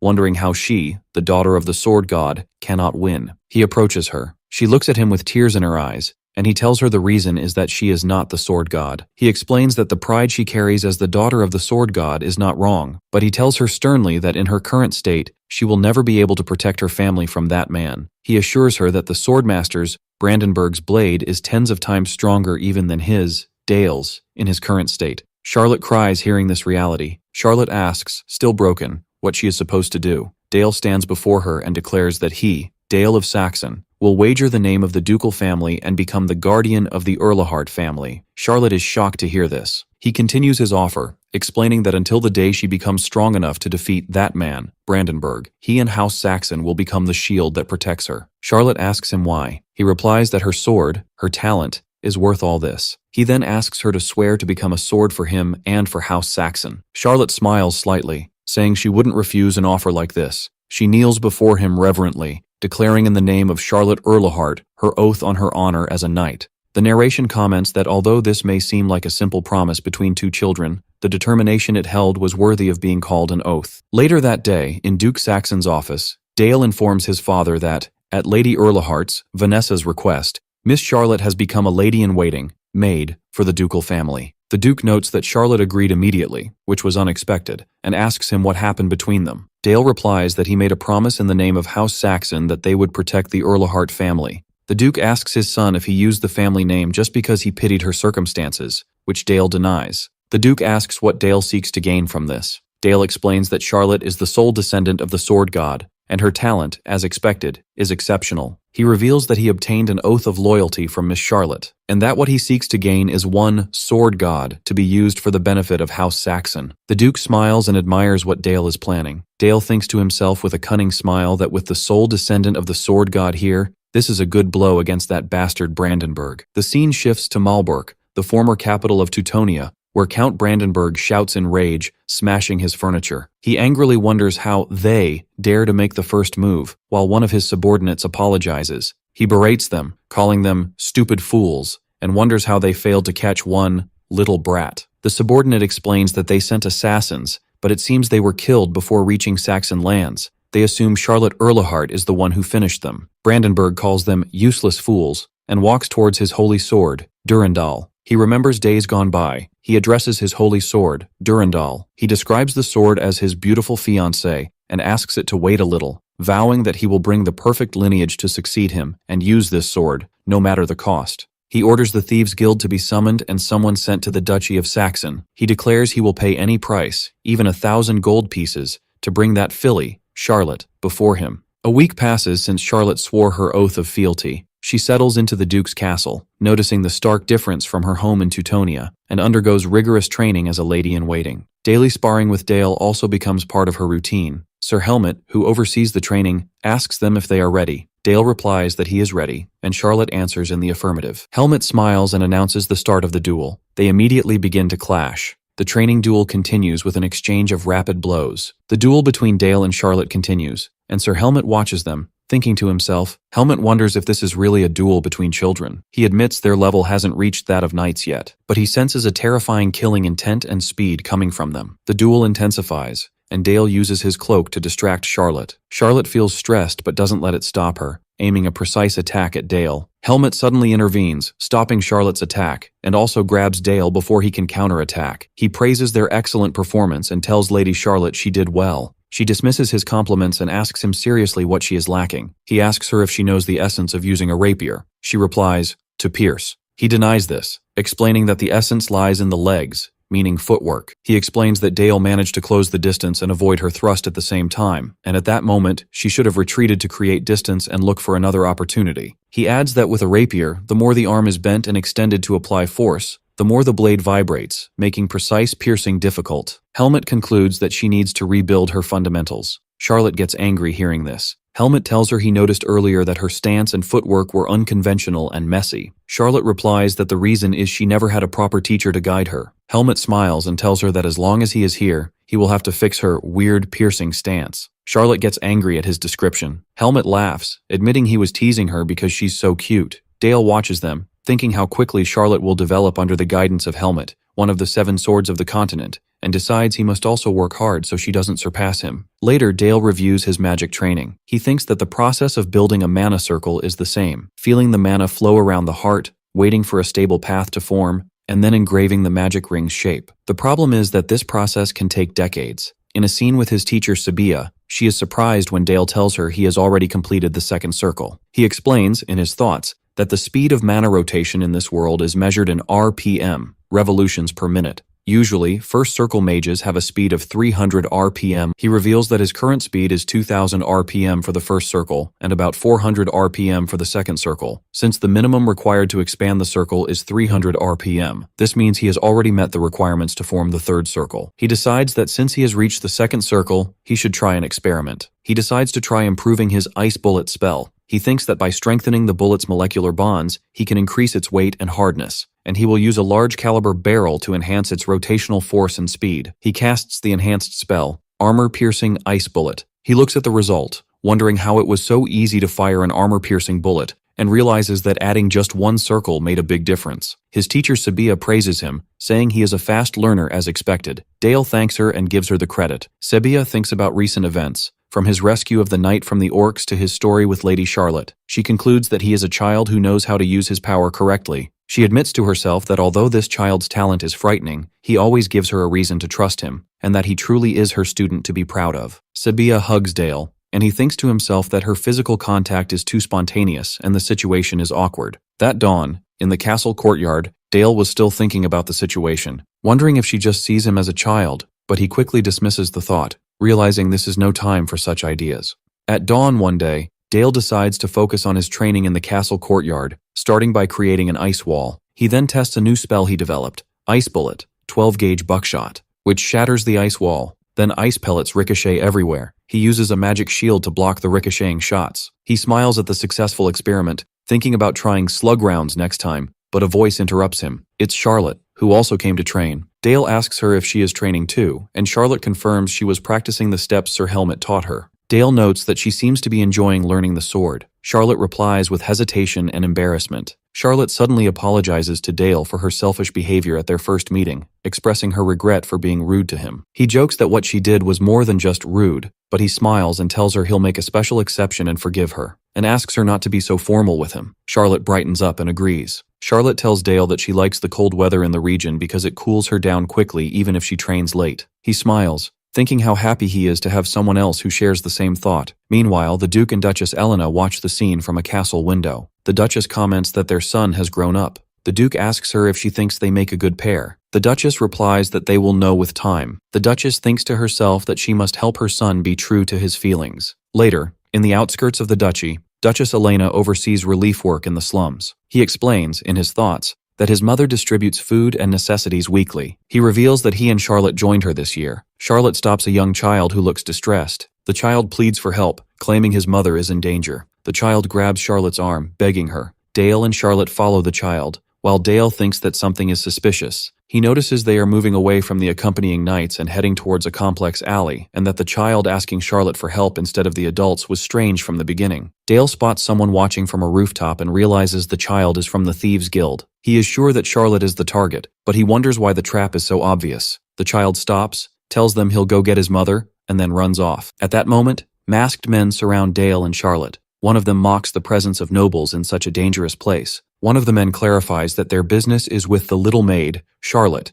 and advises the young lord, Dale, to stay away. Another man smiles as he waves a dagger, warning him that he might get hurt if he acts rashly. Dale stands before the thieves, announcing that he is Dale von Saxon and he has sworn to protect the young lady of House Erlehart from thugs like them. The thieves' leader, with green hair, scoffs at the young noble's chivalry. He adds that it would have been better if Dale had considered the time and place. He comments that it seems Dale needs to learn a little about the cruelty of the world. Charlotte whispers worriedly to Dale, telling him she left her sword behind. He reassures her and tells her not to be afraid. He thinks to himself that this is the perfect opportunity to test the new skill of his cloak of shadow under the pretext of self-defense. The thieves attacked Dale and Charlotte from all directions, trying to end things as quickly as possible. One of the thieves notices a strange wind, as Dale's shadows surround them. The leader shouts angrily at his men to get out of the way. Dale notes the leader's quick wit, assuming he is a high-ranking thief, and then launches his attack. He uses a new skill he acquired after reaching the second circle, where he implants a shadow creature as a parasite inside one of the thieves. The thief screams in pain as the shadow creature enters him. The leader wonders in terror what Dale is creating.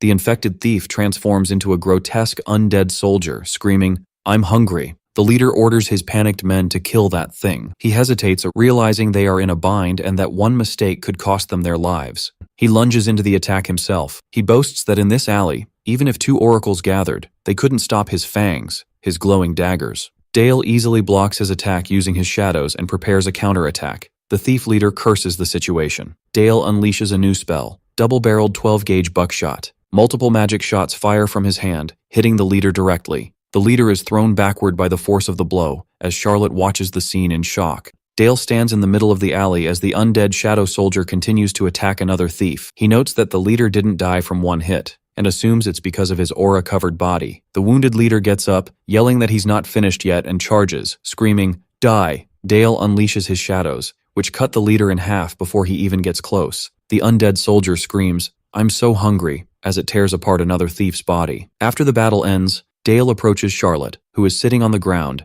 and asks her if she was hurt. She replies, "No." Dale takes Charlotte's hand as one of the wounded thieves groans on the ground. The thief tries to escape, so Dale shoots him in the foot with an ice bullet. The last thief begs him for help. Dale summons the shadow creature back to him. The thief offers to tell him everything he knows in exchange for his life. Dale asks him if he means everything he knows. The thief desperately confirms. Dale readies a spell, telling him coldly that he's not particularly interested. He unleashes a magical explosion that finishes off the last thief, as Charlotte stands shocked. He tells her that this is the true face of the Duchy of Saxon that people fear, but it is also the power that will protect her. He asks her if she is scared after seeing this. She admits she is a little scared, but she quickly adds that it's okay, because he did it to protect her. She repeats the vow she made that day. If his family becomes the shield that protects her family, she will repay him in the future by becoming a sword to be used for him. She thanks him enthusiastically for showing her a future, and declares that she will become stronger. He watches her, thinking to himself that his acceptance of Charlotte was partly due to the guilt he carries towards Sir Battle, whom he killed in his past life. Therefore, her volunteering to become his sword carried a much greater meaning than he could have imagined. Meanwhile, in Count Brandenburg's castle, the Count curses the situation as he reads a letter. The letter was an invitation to Saxon Castle, essentially a summons from the Black Duke, Duke of Saxon, to hold him accountable for the attempted kidnapping incident. Brandenburg realizes that even as the Empire's holy sword, he had no choice but to comply. A few days later, Count Brandenburg arrives at Saxon Castle. The Duke, sitting on his throne with Dale beside him, welcomes him, commenting on his difficult journey. He adds that he didn't expect him to arrive so quickly, and apologizes for the somewhat lacking welcome. Brandenburg replies sarcastically that there is nothing more urgent than a summons from the Duke. He thinks to himself angrily, calling Dale and Charlotte cunning little brats. The Duke continues, noting that there is great concern within the Empire about the recent daylight kidnapping attempt in the Duke's lands. He adds that he can guess why he was summoned. He wonders contemptuously how he, the Emperor's loyal sword, could be involved in such an indecent matter. As he speaks, a dense dark aura begins to emanate from the Duke and spread through the hall. Brandenburg is startled. One of his followers asks,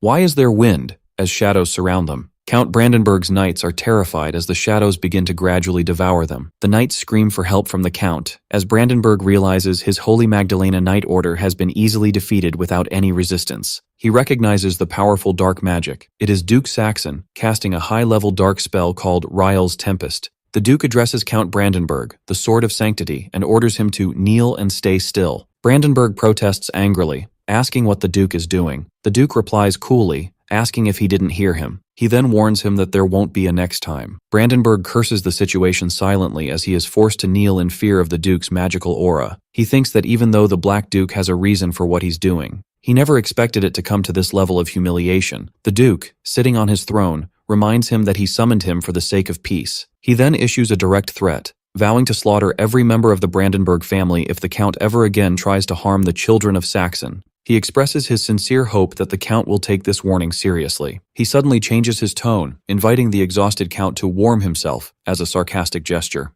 The angry Brandenburg replies that he is grateful for the Duke's generosity, but apologizes that due to circumstances, it is difficult for him to stay any longer. The Duke dismisses him, wishing him a safe journey back. Dale, who was present, watches the situation, thinking that Brandenburg is one of the Emperor's most loyal followers, and what his father just did to this man, who is close to the Emperor's faction, will become the fuse that will shake the entire empire. Dale realizes that it will start as a small spark, but it won't take long to turn into a flame, and he thinks that their role will be the one to sever the head of the Sword of Sanctity. By the time the news of the Sword of Sanctity kneeling before the Black Duke had spread, the Duke was in his office. The Duke and teacher Sabia are standing. Sabia is horrified. The Duke explains that the corpses before her belong to the Thieves' Guild members who attacked Dale. He confirms that Dale is responsible for all of this. She notes the gruesome scene, a corpse that vomited its entrails, another crushed and riddled with holes, and for the first time she begins to question if her teachings, to Dale, were wrong. He explains that, as she can see, in order to guide Dale's talent properly, they need her wisdom. Therefore, he offers her the position of chief advisor. The shocked Sabia realizes this means she is being asked to become a member of the Saxon family, not just a teacher. He explains that Dale relies on her greatly, and that guiding him is beyond his power alone. He asserts that things will be different if she agrees to help them. She agrees, saying she understands. Teacher Sabia tells him she is aware that her task of knowing how that child Dale sees this world has now become more critical than ever. Time passes,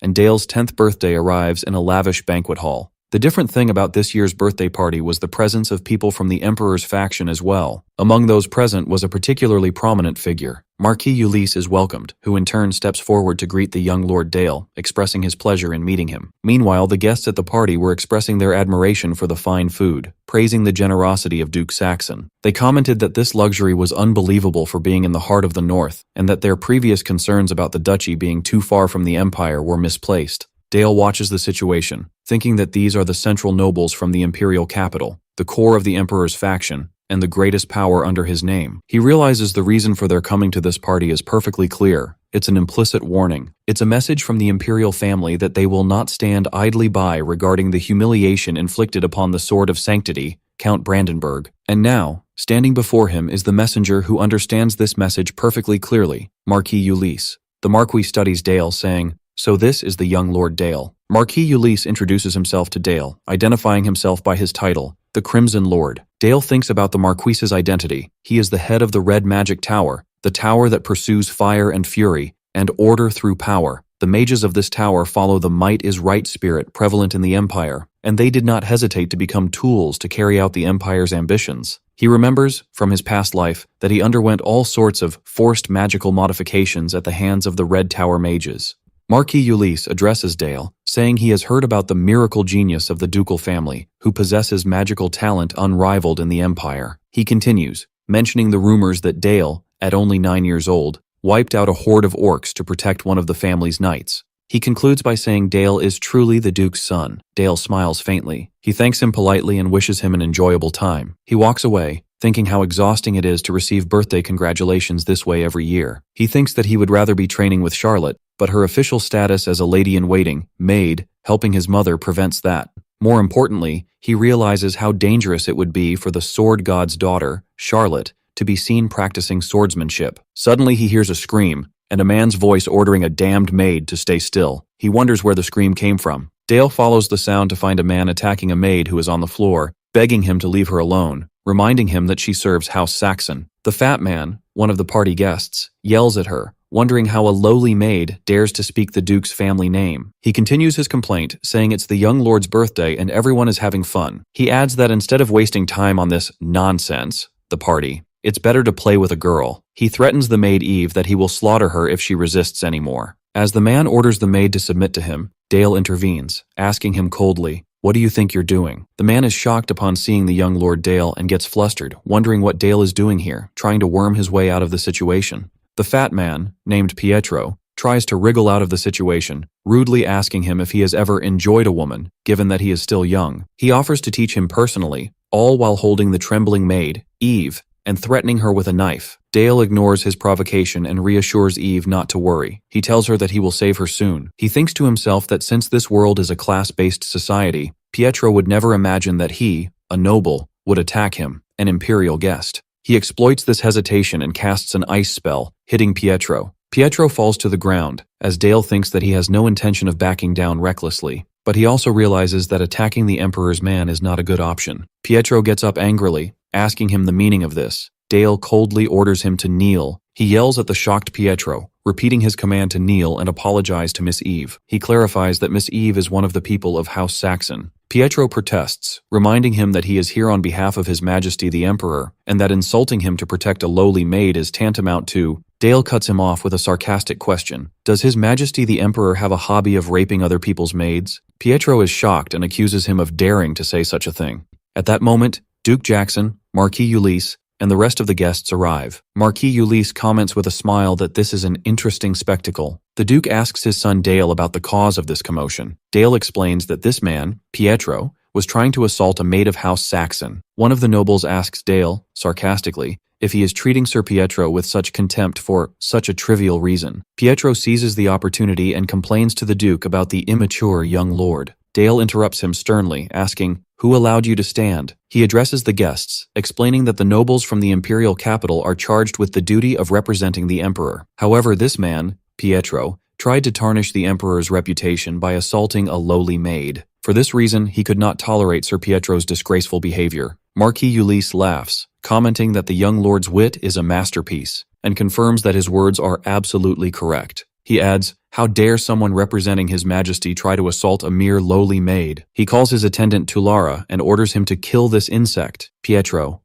is shocked and screams for help. Ulysses launches a fire attack. Pietro screams in pain as he burns. Ulysses declares that the young lord's words are 100% correct, and that it is his duty to burn the insects who try to insult the imperial family and the empire. Marquis Ulysses concludes the scene, expressing his high hopes for young Lord Dale's future. After the commotion died down, the Emperor's men left, and peace returned once again to Duke Saxon's castle. Afterward, one morning, the maid Eve wakes the young Lord Dale. He thanks her and notices her hesitation, asking if there is something she wants to say. Eve hesitantly thanks him, expressing how proud she is to serve him. He wonders to himself why she hesitated just to say that, thinking that although he has been in this world for a long time, he is still not used to this kind of respect, but he must get used to it. He thanks Eve again. He thinks that as the eldest son of House Saxon, he understands the weight of this name and will use everything he has to bring down the empire. Later, the Duke summons his son Dale to his office. The Duke tells him he thinks he is a brilliant child, but his recent actions have been strange. He asks him why.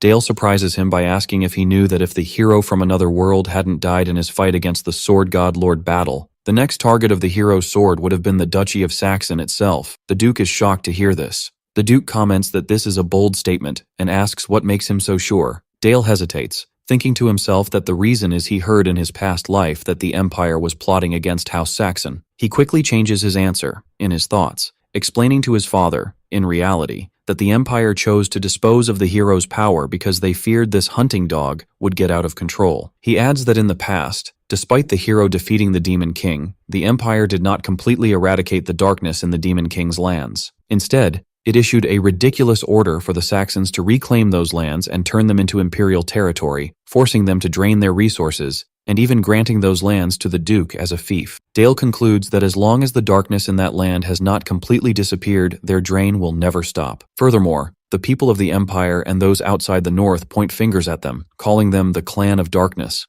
For this reason, just as the Empire disposed of the hero, it will try to eliminate the internal threat, the Saxons, that threatens them. The Duke asks his son in amazement how he knew about the hero being disposed of. Dale replies that this is just his own guess, based on his readings in the archives, because the whole thing doesn't seem logical. The official narrative states that the hero died an honorable death after a fierce battle with the sword god Lord Battle. Dale thinks to himself that his father must be shocked that he figured out the truth, which only a select few know, just by reading books. Dale continues his analysis, saying that if his guess is correct, then the Empire's justice is nothing but the justice of a tyrant who uses violence to rob weak nations. The Duke looks at his son, thinking that this child possesses the wisdom of ages. He asks him for his opinion. What path should House Saxon take? Dale boldly replies that House Saxon can never coexist with the Empire, and therefore, they must destroy the Empire. The Duke is severely shocked by this declaration. He calls his name seriously, and asks him seriously if he realizes what he is saying. Dale clarifies that he is not suggesting starting a rebellion now. He is talking about 10 years from now. The Duke wonders,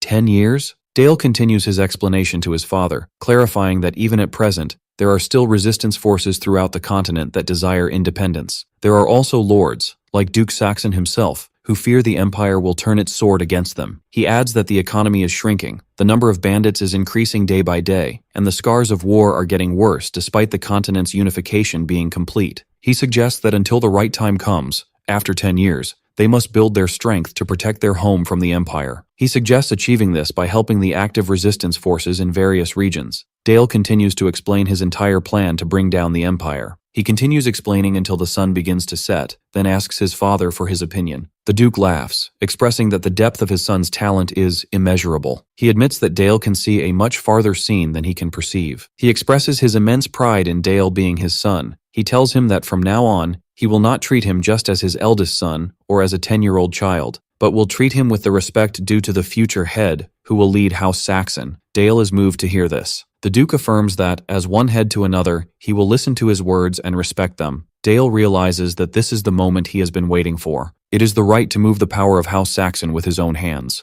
The Duke asks his son to speak without hesitation about the decision he will make at this very moment for their family. Dale smiles and reminds his father that he promised to treat him as an equal head. Based on that, he requests permission to participate in the Tower Trial in Necropolis. The Duke is shocked to hear this request. The narration explains that the Tower Trial is a type of ranking game to determine the hierarchy among mages who face the Magic Tower's guardians. Those who defeat high-level guardians earn the right to become elders of the tower, and the one person who stands at the top of the tower is granted the title of Tower Master. The Duke comments on his son's request, reminding him that the Tower Trial is an extremely dangerous place where he could easily lose his life. He adds that it is too early for Dale, who hasn't even completed the third circle, to attempt it. But Dale replies confidently that he will reach it, the third circle, soon. The Duke points out that reaching the third circle usually doesn't happen until the mid-20s, and even for Dale, who has already mastered the second, it's still difficult. Dale insists, explaining that this is a decision for him, his father, and for House Saxon. When his father asks what he means, he explains that if he proves himself through the trial, his father's, the Duke's, status will be further solidified thanks to an heir like him. He will also gain a trustworthy reputation instead of just being the subject of enthusiasts' gossip.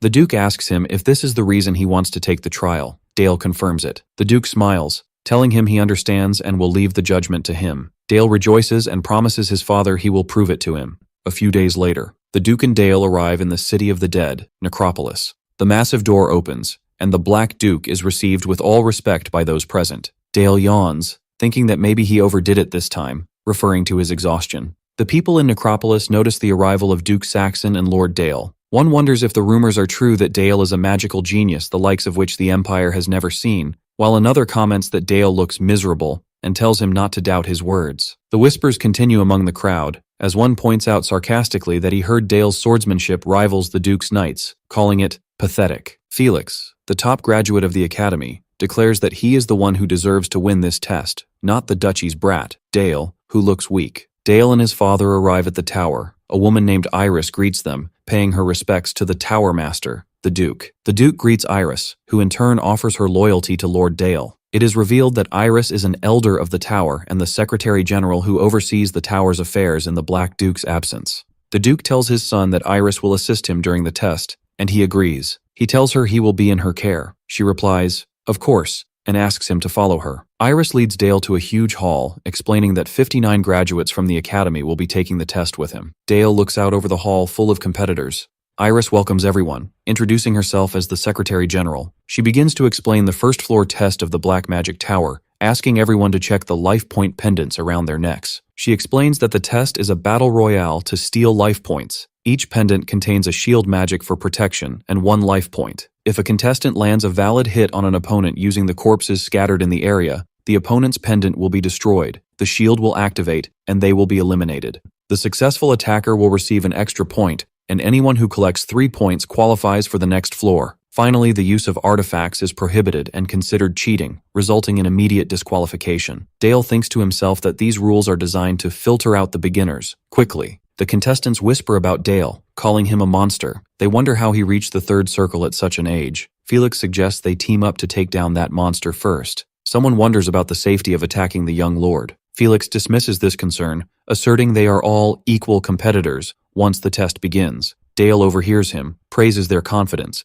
and challenges them, in his mind, to see if they are all talk. Iris announces the start of the test. The contestants immediately begin raising the corpses as undead soldiers. Felix notices Dale hasn't moved, so he sends his undead soldier straight at him, swinging its sword down. Felix is shocked when he sees Dale's undead soldier block the attack. The attacker is shocked, realizing Dale is using water magic. His soldier freezes. He wonders if he possesses dual affinity, the ability to use 2 types of magic, as his soldier attacks his undead soldier. The contestant yells in anger as his undead soldier shatters against his soldier. Another undead soldier attacks Dale's soldier, but the attack is blocked. Dale calmly explains that the attack is useless because he protected his soldier with an ice shield. Felix yells angrily, accusing him of cheating and breaking the rules by using water magic. Felix asserts that the rules prohibit using any magic other than dark magic, raising and enhancing the undead. Dale coolly asks, "Is that so?" He directs his question to Iris, the observer, asking if there is really a rule stating that the undead can only be enhanced with dark magic. Iris remains silent. Dale concludes that since the test wasn't stopped, he is in the right. Felix curses in frustration. Felix, the top graduate, yells at his colleagues,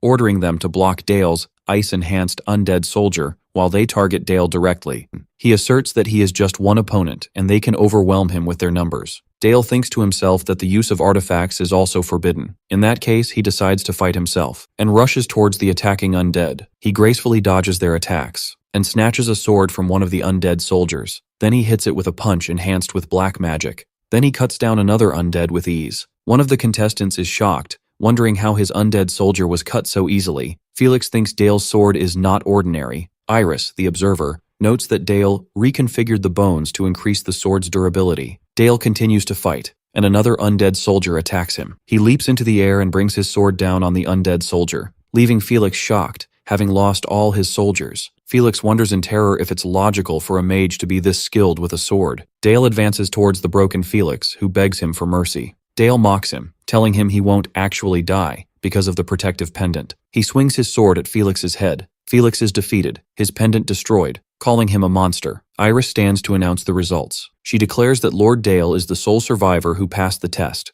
with 60 life points, the points of all competitors. Dale thinks to himself that this place will be his first step, and that everyone should watch him closely. The scene shifts to the 2nd floor of the tower trial, a test requiring the defeat of the Guardian, a flesh golem. He explains, in his thoughts, that usually, the survivors from the 1st floor team up to defeat this Guardian, but he eliminated them all, so he is alone. And unlike the 1st floor, all types of magic are allowed on this floor. And although the no artifacts rule is still in effect, he deems this more than enough. He considers this an opportunity to form the 3rd circle and test his true potential. The golem attacks Dale, but he dodges the attack, and launches an attack, injuring the golem's arm. The golem is shocked. He smiles and begins to cast a new spell, Accelerated Decay. Iris, the observer, notes that the magic the young lord is casting is not an ordinary spell. The golem's body corrodes from the magic, and Iris wonders why Dale chose to corrupt the target instead of dismembering it. Dale contemplates the accelerated decay magic he cast on the golem, thinking that in his past life, biochemical warfare was a key strategy alongside firearms when facing monsters. He wonders, wiping blood from his face,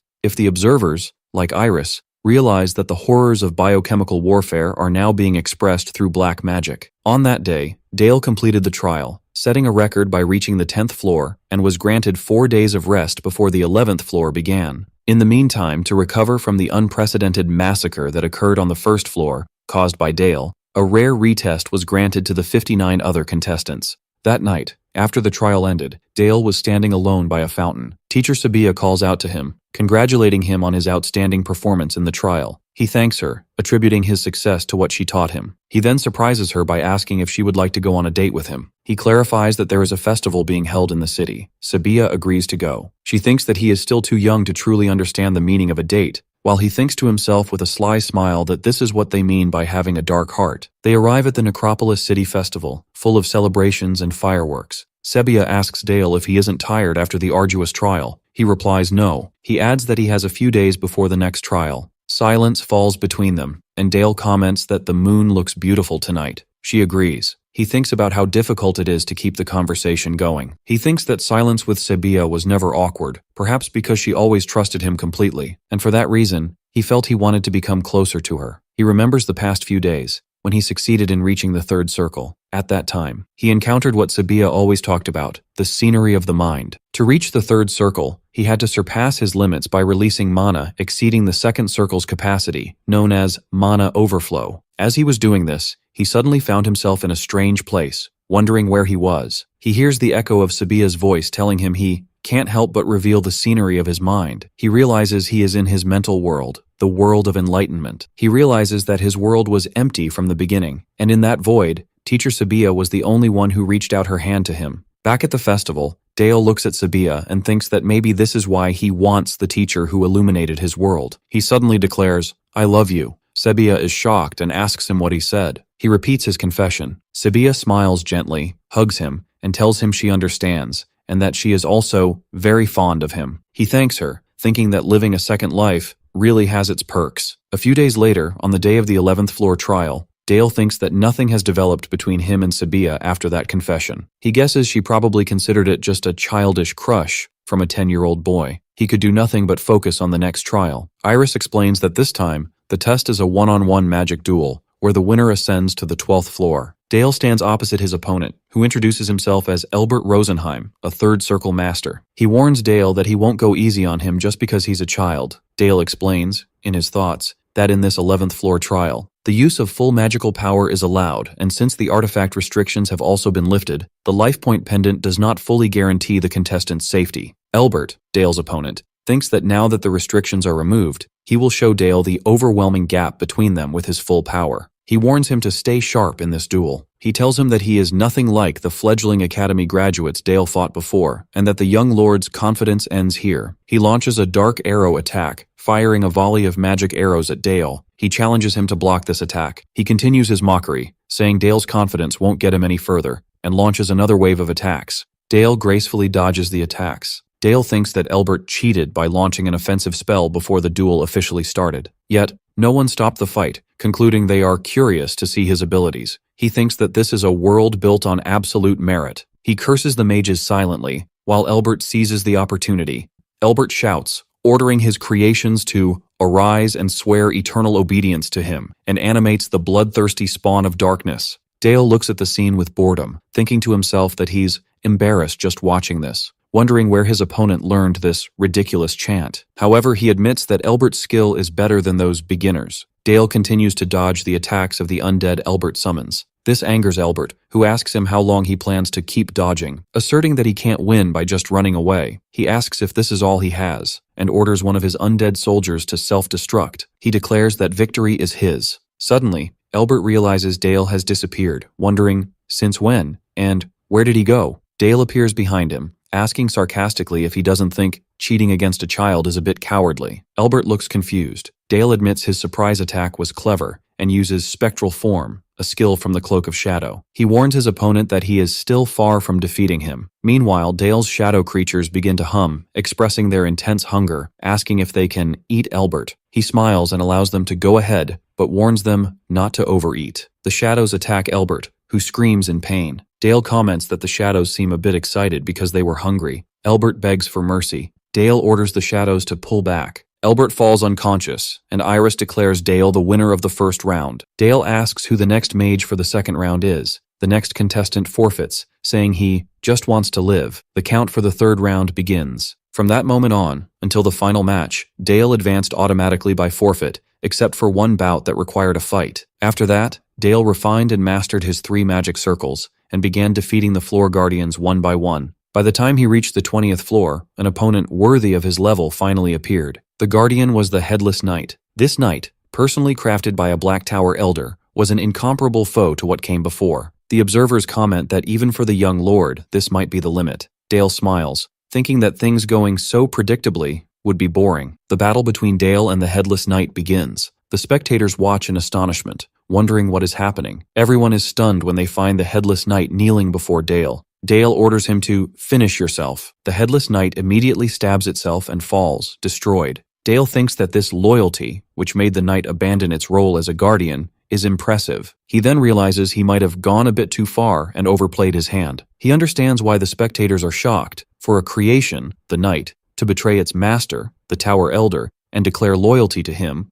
Dale, meant that he had reached a level comparable to a Black Tower Elder himself, which he hadn't intended to reveal. He decides he has proven enough, and it's time to go back. He heads for the exit. The observers ask him why he is leaving. He thinks that even if he could continue climbing, there is a line he cannot cross. He realizes that if he climbs higher, he will transcend the realm of monsters and become something unknowable. And with that, Dale's trial ended. With the end of Dale's trial, the Tower trials themselves ended. Upon the arrival of the Tower Master and his son Dale, the entire Black Tower offered a military salute. Not just the noble families in Saxon, but every mage in the Black Tower, including the elders, bowed to the Duke and his son. Thanks to Dale's overwhelming achievements, the entire northern region slowly began to unite. In the Duchy of Saxon in the Northern Empire, knights are shown fighting and cheering for the young Lord Dale and for House Saxon. After safely completing the Tower trial, Dale received an order from his father, the Duke, to lead a campaign against an orc horde. This was a ridiculously heavy responsibility for a 10-year-old, yet not a single person doubted his ability as a commander. As the legitimate heir to the Black Duke, Dale gradually began to unite the entire northern region. Later, Dale reports to his father, announcing they have eliminated 145 orcs. The Duke asks about the knight casualties. Dale replies that there are 3 lightly injured, no other losses. The Duke asks if he used magic to protect them. Dale denies this, asserting the credit goes to the swords of House Saxon alone. The Duke smiles and praises his work. Sir Helmet comments to the Duke that the young lord has already gotten used to, leading a regiment-sized knight unit. Dale humbly replies that the credit all goes to Sir Helmet's teachings. Sir Helmet praises him, acknowledging that Dale learned swordsmanship, strategy, tactics, and the art of war from him. He predicts that at this rate, the day when Dale leads his own territory in a domain war is not far off. Dale smiles at the thought of a domain war, always welcoming any new stage. The scene shifts to Dale and Charlotte sparring. Charlotte shouts as she lunges. They exchange rapid blows. The fierce clash between them continues. Dale ends the training, commenting that Charlotte's level has improved a little. Charlotte replies, annoyed, that he talks about it like it doesn't concern him. He asks if he teased her too much. She reminds him that he became a third circle mage and passed the 20th floor of the Tower trial. She adds that since then, she has heard nothing but constant praise for young Lord Dale, and asks if he isn't sick of it. He reassures her not to worry too much. He encourages her that she will become stronger too. He thinks to himself that considering she is only 10, Charlotte's talent is far from ordinary. Charlotte gets angry and yells at him not to treat her like a child. He replies that she is a child. She retorts that he's a child too. He smiles and tells her that he is already an adult, referring to his consciousness from his past life. Later, Sir Helmet begins a new lesson with Dale. He explains that today he will teach him the hammer and anvil tactic, and explains that the tactic relies on the cavalry breaking through the enemy's flank and encircling them, while the infantry blocks the counterattack of the enemy cavalry. He emphasizes that this is the key, and the tactic's name is inspired by the process of striking metal on an anvil with a hammer. Dale concludes that this tactic is only possible thanks to the existence of the Black Cavalry. He thinks to himself that regardless of the world, the nature of war doesn't change much. Helmet asks him about the progress of Charlotte's training. Dale replies that her training is splendid, though not comparable to Dale's training. He explains that her swordsmanship fundamentals have taken shape, and she will soon begin learning aura techniques and the Saxon family's sword style. But he mentions there is one concern. Dale interrupts him, guessing the concern is about the compatibility between Charlotte and their sword style. The narration explains that just as mages refine mana into magic through their circles, knights can also refine mana and store it as aura through internal discipline. And just as mages form towers, knights form orders to pass on their swordsmanship legacy. Among these are the Black Cavalry, belonging to the Knight Raven Order of the Northern Saxon family, whose style relies on overwhelming power. The problem is that Charlotte's style relies on speed and agility. With her current talent, she might barely manage to reach the ranks of the 7 swords. but she will never reach the rank of the First Sword, the position her father used to hold, or the person who was nicknamed the Sword of Fleurs. Sir Helmut continues, expressing his regret that the Sword of Fleurs style completely disappeared with the fall of the Night Kingdom. Dale wonders to himself if this style has really vanished from the world. As Dale was steadily building his reputation through arduous training schedules and monster subjugations, the time finally came to prove the results of this training. The Duke receives a messenger and looks stunned by what he hears. The messenger confirms that the neighboring Baron Voker claims ownership of the Duke's copper mine and has formally requested a domain war. Dale thinks that although boundaries in this world aren't perfectly clear, it's reckless for a low-ranking noble, Baron, to pick a fight with a high-ranking noble, Duke. The messenger adds that if the Duke refuses to concede the mine and agrees to the war, the Archduke Brandenburg has declared his support for the Baron's claim in exchange for a share of the copper mine's profits. And it won't stop there. Brandenburg will send his St. Magdalena Order to support the Baron. Dale immediately understands what is happening, realizing that Brandenburg has not forgotten the humiliation he suffered at his father's hands, and this is his way of retaliating and getting revenge.